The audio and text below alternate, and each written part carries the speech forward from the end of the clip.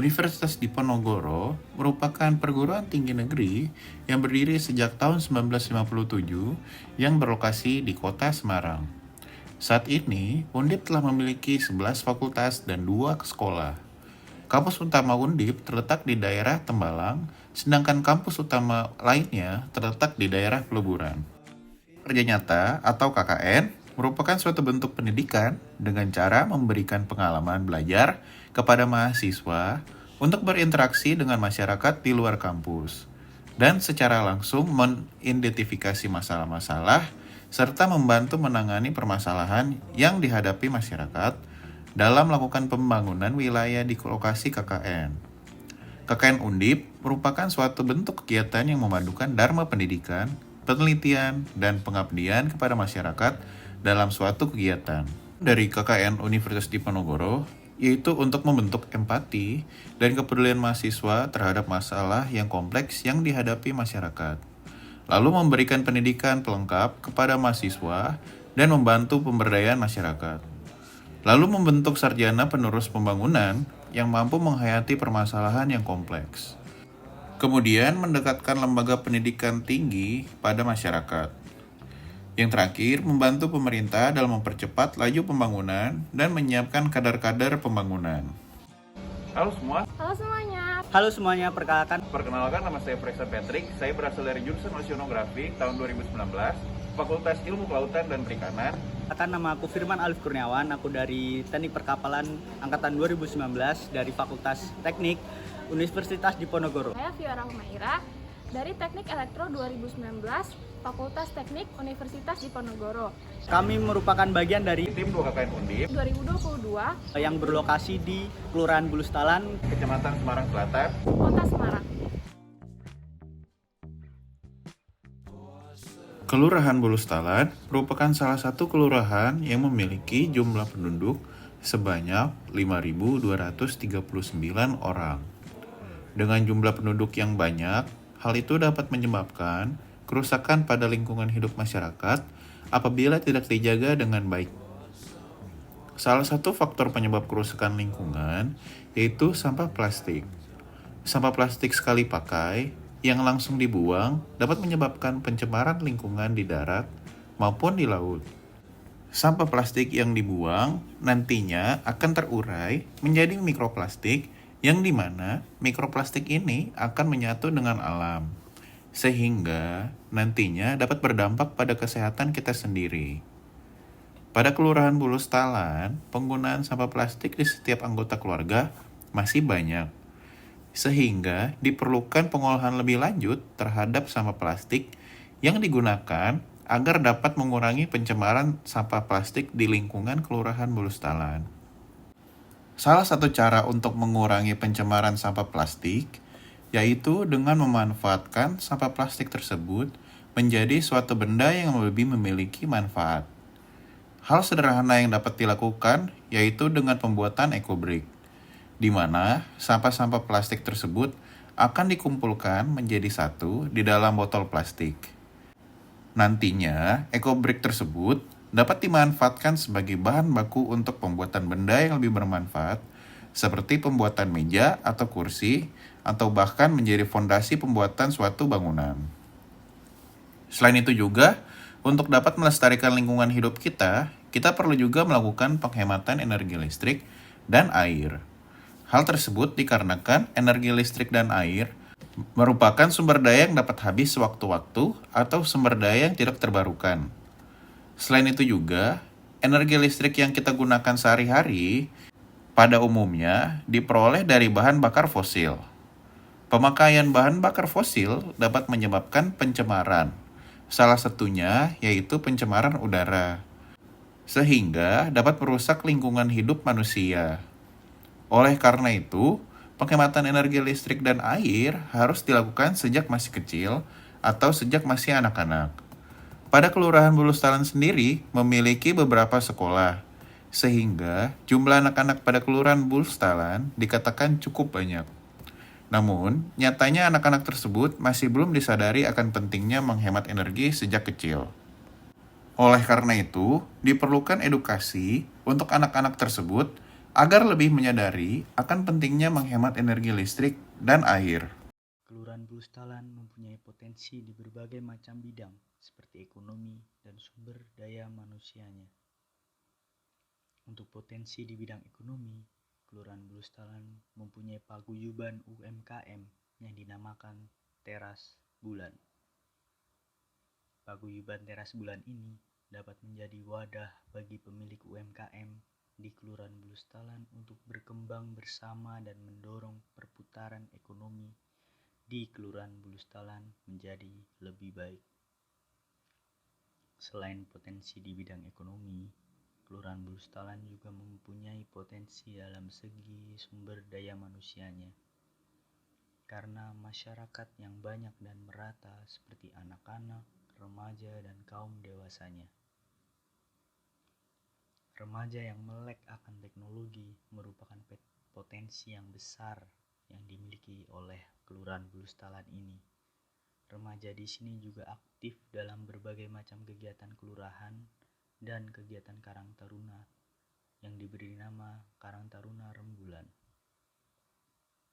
Selain para pemuda yang aktif dalam berkegiatan, ibu-ibu di Kelurahan Bulustalan ini pun sangat antusias dengan organisasi seperti KWT, FKK, PKK, dan Posyandu, yang membuat ibu-ibu di Kelurahan Bulustalan terbuka dengan adanya inovasi-inovasi baru yang dapat memajukan Kelurahan Bulustalan, khususnya kehidupan keluarganya. Tidak hanya itu, anak-anak di Kelurahan Bulustalan juga mendapatkan pendidikan yang baik dengan adanya sekolah seperti PAUD, SD, madrasah ibtidaiyah yang berkelanjutan sampai ke madrasah aliyah. SD di Kelurahan Bulustalan pun sangat bagus dan baik dalam pengelolaannya. Dengan itu, anak-anak dapat mendapatkan ilmu yang berguna untuk masa depannya. Dengan permasalahan dan potensi wilayah yang ada, kami sebagai tim 2 KKN Undip yang ditugaskan di Kelurahan Bulustalan ini mengadakan 2 program kerja monodisiplin. Untuk program kerja monodisiplin yang pertama adalah edukasi dalam pengolahan sampah plastik menjadi ekobrik. Pelaksanaan program ini dilaksanakan pertama kali pada tanggal 16 Juli 2022 hari Sabtu yang bertempat di rumah warga RW 02. Kami mendapatkan antusiasme yang cukup baik dari peserta. Peserta pun telah membawa produk ekobrik yang telah dibuat sebelumnya. Kegiatan ini diawali dengan edukasi mengenai apa itu ekobrik dan langkah serta cara pembuatan ekobrik. Langkah pertama adalah mengumpulkan sampah plastik dan juga botol plastik yang sudah dikeringkan. Selanjutnya, masukkan sampah-sampah plastik tersebut ke dalam botol plastik dan dipadatkan menggunakan tongkat kayu. Isi botol plastik hingga botol plastik menjadi kokoh dan padat. Untuk ketentuan berat botol plastik 600 ml yang sudah terisi sampah plastik untuk dapat dikatakan sebagai botol ekobrik harus memiliki berat sekitar 200 gram. Dan untuk botol 1500 ml harus memiliki berat sekitar 500 gram.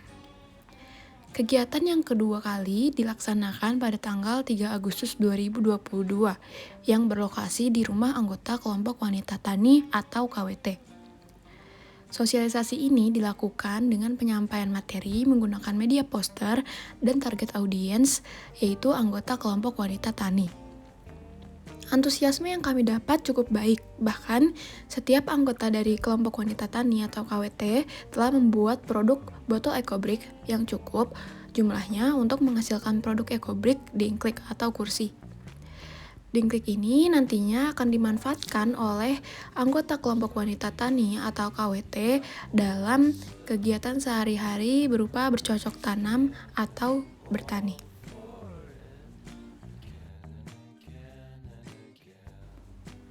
Program kerja monodisiplin yang kedua adalah sosialisasi dan penyuluhan tentang pentingnya gerakan hemat energi listrik dan air. Kegiatan sosialisasi ini dilaksanakan pada hari Kamis, tanggal 19 Juli 2022 yang berlokasi di Madrasah Ibtidaiyah Al-Khairiyah 01 Bulustalan. Dengan peserta sosialisasi adalah seluruh siswa dan siswi kelas 6 yang berjumlah 35 siswa. Materi yang disampaikan meliputi mengapa pentingnya kita sebagai manusia untuk menerapkan gerakan hemat energi listrik dan air, upaya-upaya yang dapat dilakukan sebagai siswa dalam menerapkan gerakan hemat energi listrik dan air, dan manfaat dari penerapan gerakan hemat energi listrik dan air. Materi dikemas semenarik dan sesederhana mungkin agar siswa dan siswi dapat memahami dan mengerti materi yang disampaikan.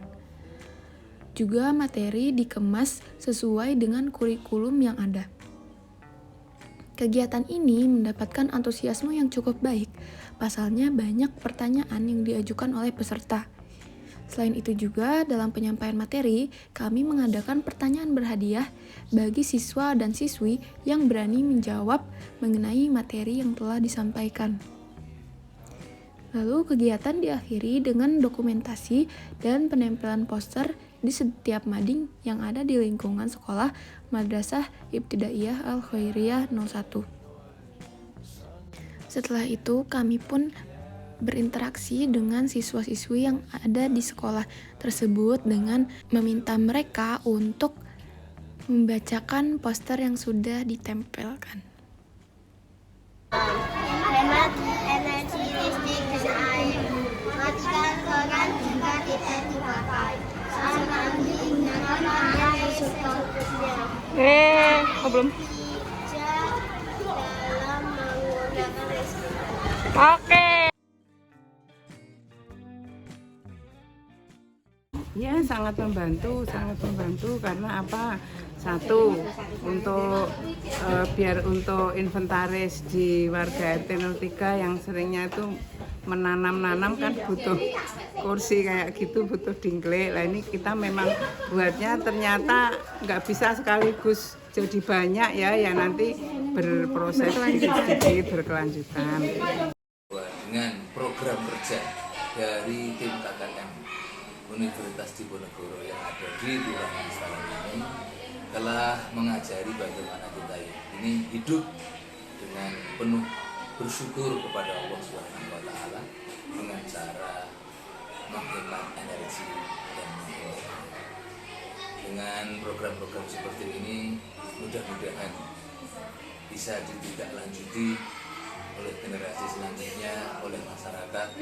Semoga kegiatan yang diadakan oleh KKN ini menjadi stimulus ataupun rangsangan kepada masyarakat yang lebih luas lagi, sehingga ilmu ini menjadi ilmu yang lebih bermanfaat bagi masyarakat seluas-luasnya.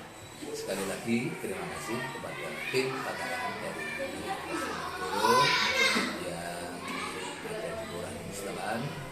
Semoga kalian semuanya sukses selalu, sehat, program-program yang mulia ini semoga terus berlanjut menjadi amal soleh yang berguna bagi alam semesta, khususnya manusia.